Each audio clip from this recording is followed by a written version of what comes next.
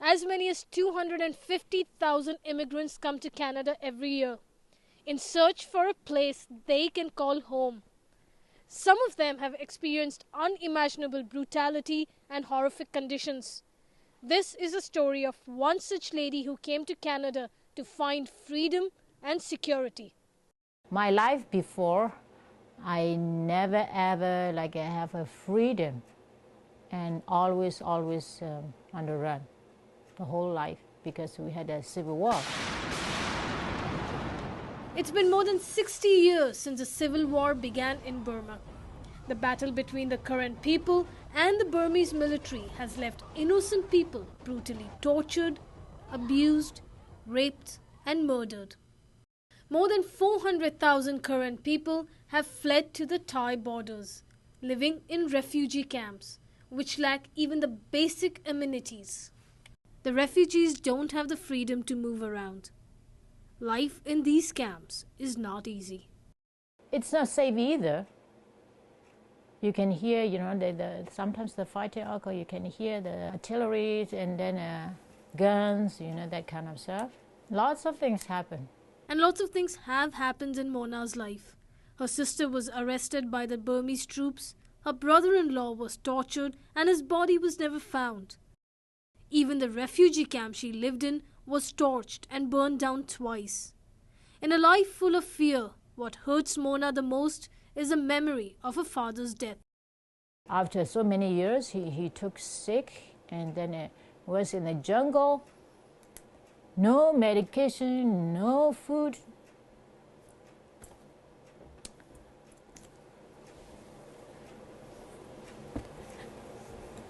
What compounds the tragedy is that Mona couldn't get home in time for her dad's funeral. She traveled on foot for 5 days to get to her village. When I got home and I really want to see him, I want him to come and stand in front of me, but nothing happened. So Carrying the burden of her father's death, Mona then made her way back to the camp, finishing her exams in the jungle. After living 12 years as a refugee, in the year 2000, Mona finally made her way to Canada, a place that she now calls home and a place where she found freedom. People who have come here, perhaps against the odds, have made it to Canada and have eventually obtained Canadian citizenship. For them, that's really a magical day. It's not just another piece of paper. It's part of their identity. Mona found her identity right here in Canada, and she made sure she had integrated within the community. Mona's enthusiasm to learn about her new home is evident in her walls, which are covered with posters of Canada. From learning the country's geography, political history, to singing the national anthem, she's made sure she's become a Canadian. Before, when people ask me, what is your citizenship? I said, my citizenship is in heaven. But after I got my citizenship, I said, I'm a Canadian now and proud of it. And being a Canadian has given Mona the freedom she was always looking for. I feel like I can travel wherever I want. If I can afford it, I can go anywhere. I'm legal. Nobody, the Thai police will not arrest me anymore. Nobody. So I'm happy, really. I'm glad and happy, really. I'm Canadian. Mona was one of the lucky 104 Burmese refugees to come to Canada in the year 2000. This is where her journey ended. This is where she found a place to call home.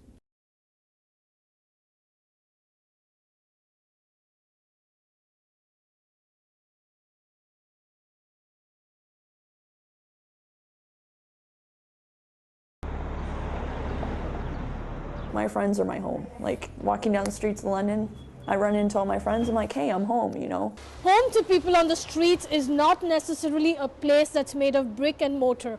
It's in these very alleys where they find love and acceptance. As many as 2,000 people are classified as homeless in London. There are about 600 crash bed facilities available in the city.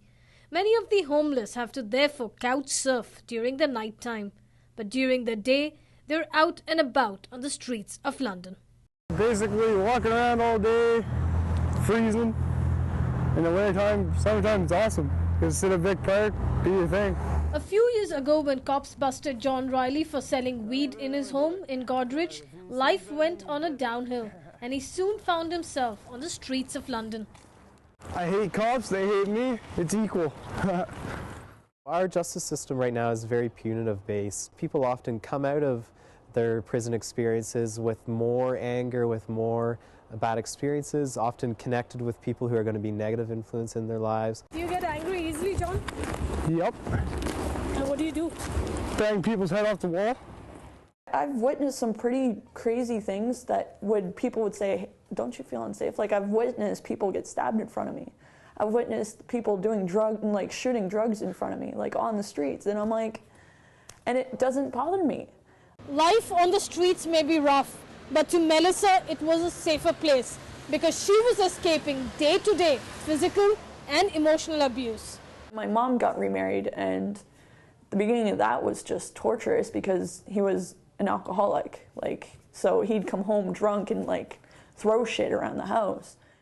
A little later in her life, Melissa's mum started physically abusing her.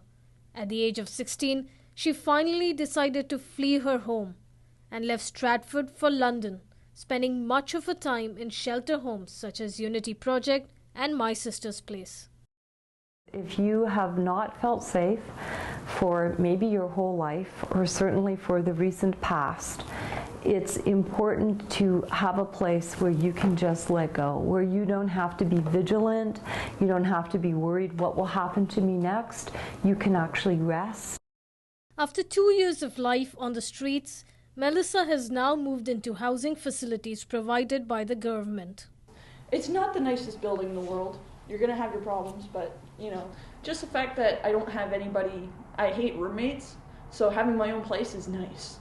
And to Melissa, the Youth for Christ RV and the Central Library feel like a safe second home. Even standing outside of it, you feel at home because you feel like you're safe, you feel like nothing can bug you, nothing can hurt you because you're around people that you consider your family. Do you think street is your home now? Basically, yep. Got to know all the people. Got to know buddies. Man, I even ran into my ex-girlfriend's brother on the streets. No matter what are the reasons for a life on the streets, this is where they find acceptance and a sense of security. This is where their heart is, and this is a place they call home.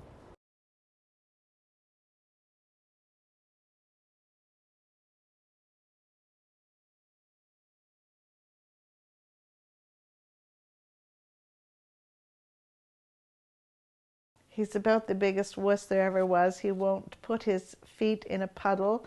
He does not go out in the rain because he absolutely hates water. No, that's not a small dog that Jane is talking about. Meet Tommy, a pit bull terrier, the very breed that's classified as dangerous. But Tommy is just the opposite. He's just very, very gentle. He's kind of like some old soul reincarnated in a dog's body. But life for Tommy has not always been gentle. He was brought into the Humane Society Adoption Center under investigation. It is believed that he may have been abused before he was rescued. For Tommy, his search for a home was to start here, just at the same time when Jane started her search for a dog.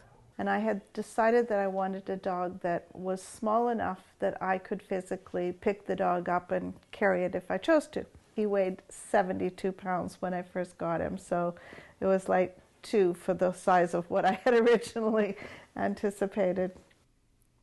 It was love at first sight that swayed Jane's decision towards Tommy. We want that bond to happen. As soon as you see that dog or cat, it happens. It's love at first sight.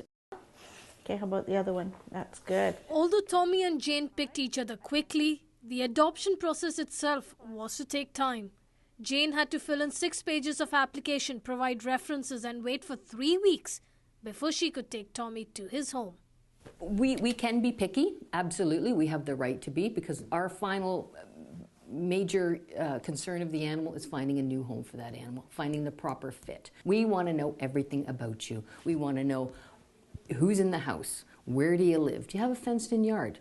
Are you working full-time, part-time, are you a student, okay? Do you have the money set aside?